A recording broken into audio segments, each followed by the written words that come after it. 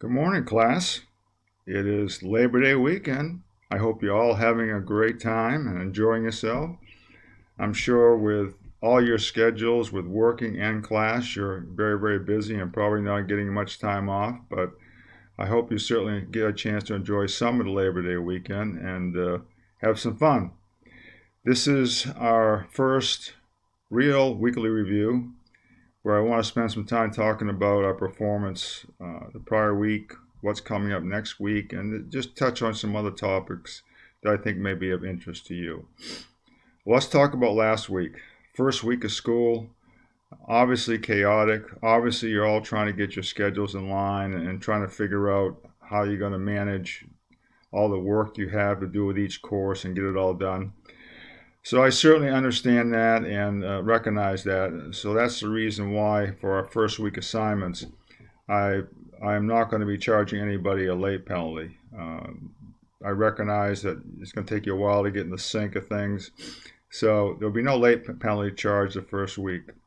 When you go in the second week of work, which is September 13th due dates, I expect you to be almost caught up completely. So when you go in the third week, you're totally caught up because we're running into the end of September some important papers that have to be written at the end of the September and in the middle of October, which will have a lot to do with your grades. So it's very important you catch up, get yourself going, get in a set routine, and make things happen to your benefit. From a performance side, last week, the people that did complete their discussion forums, I was very happy with. I think for the most part, all of you understood the concept, did a good job writing up the answers to the questions as far as scarcity and opportunity costs. I thought it was well written. As far as the peer reviews are concerned, my one suggestion is that, and this is something I'm going to really emphasize over and over again, is that the purpose of the discussion forum and reviewing your peers is to take their position and try to add additional ideas or concepts in order to further the discussion. Saying that we really liked it, it was great, I like reading it, etc. I mean, that's nice, and I appreciate that, but you really need to be adding something additional to the discussion, which furthers it, so bring up other people's opinions on different topics. So when you go through and read all the response to the students' posts, you'll see a number of different ideas being brought forth, economic terms, etc., to allow you to see more perspectives about how this question could be addressed in many different ways. So that's furthering the discussion, that's adding value. So when you see that comment from me, is this something that you're going to have to continue to work on? Because this is the area where for most people, most classes, this is the area that's normally the weakest. It takes time to get into that idea of bringing in additional ideas and concepts in order to expand the discussion. But overall, very good. I think you're all, for the first week, are making good progress, so let's keep it up. When we look at our assignments this week, we're talking about elasticity of demand, which is a huge topic as far as trying to understand why prices go up and down. And that's the why when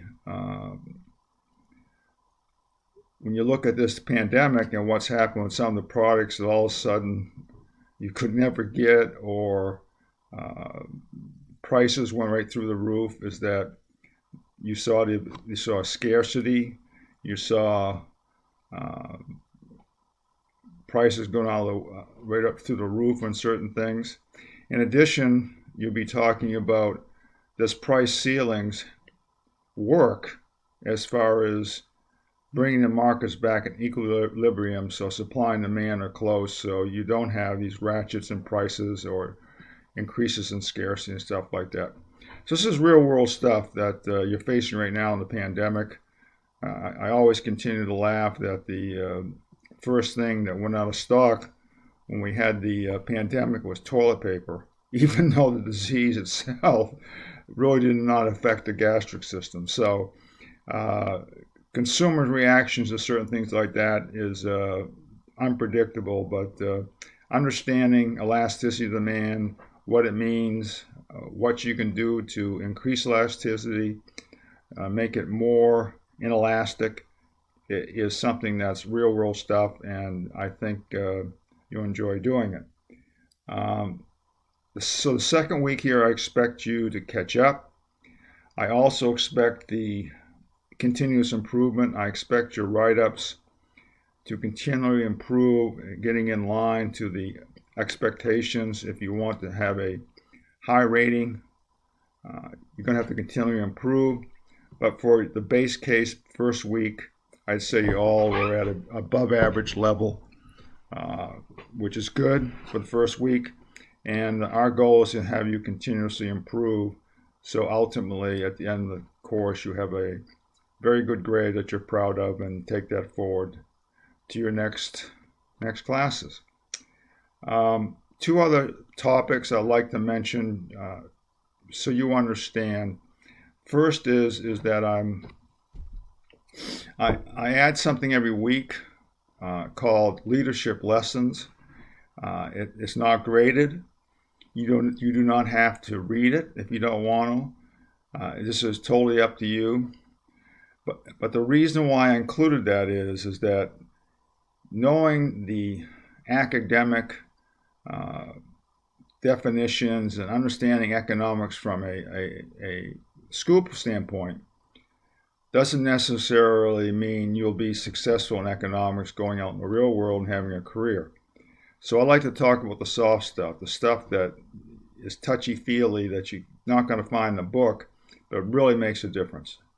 And leadership is a critical component of success if you want to move up in your careers, you want to have a chance to lead a group of people in a business, start your own business, etc. And that's a skill that some people argue you only inherit genetically, and some people argue that you can learn it. I'm for the latter. I think you can learn it. I think I learned it. I wasn't necessarily had the great personality to be a leader, but it's important. It's important that people are not you don't manage people, you lead people, and your success is going to be dictated by building a great team who will take you forward. If you try to do it yourself, only yourself, and the other team members are not on board, you're not going to succeed. So these leadership lessons, I hope one of them kind of hits home with you and kind of gives you something to think about how I can improve my management capabilities. How can I be a better manager, a better leader? Because at the end of the day, your success is going to be due to the people you work with. So that's a critical skill, and leadership's lessons just touch on it a little bit. But again, my hope is that if one of these really hits home with you, doing this has been a success. So again, you don't have to read it. You're not going to be asked questions about it. You certainly can ask me questions about it, and I'll be glad to discuss leadership, because that's one of my primary areas of focus and interest in the business I've run and continue to run. My last comment is I want to continue to emphasize that it's extremely important to me to be able to build enough of a rapport with people in my class so they feel comfortable asking questions. If they feel comfortable, they're stuck, give me a call. There's multiple ways to get hold of me. There's by simple email. We have the virtual conference board for questions that you can input your questions, and I'll get back to you. We can do video calls. We can do regular phone calls. Since I am close to Husson, where I live, that if any students that are near Husson, they want to meet face to face, and that's possible as well. But I really encourage you to call me or email me, whatever, when you're stuck, when you not understanding the concepts, because the concepts build on each other every week. And And if you don't understand something, you need to understand it before you move forward, or you're going to get yourself lost. And I don't want to see that happen. So I'm here for you. My customer is you.